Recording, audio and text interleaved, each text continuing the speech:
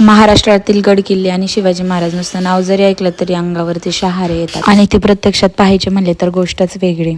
तर त्याच गड किल्ल्यांमधील एक किल्ला आज आम्ही पाहिला, तो म्हणजे पन्हाळगड. गाईडने एवढं छान समजून सांगितलं आणि एवढं सगळ्या बारीक निरीक गोष्टी त्यातील सांगितल्या, तर त्यामुळे अजूनच जास्त शहारे आले आणि अजूनच जास्त प्रेम वाढलं गड किल्ल्यांबद्दल आणि महाराजांबद्दल.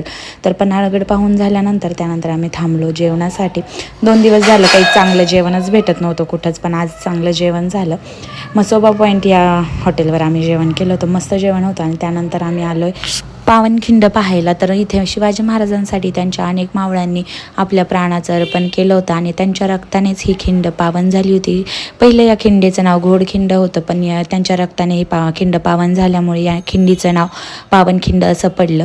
तर खूप छान आणि प्रसन्न वातावरण होतं इथं पण, आणि इथं खूप छान आम्हाला माकडंसुद्धा दिसले आणि त्यांची ही हरकते पाहून आम्ही खूप हसलो.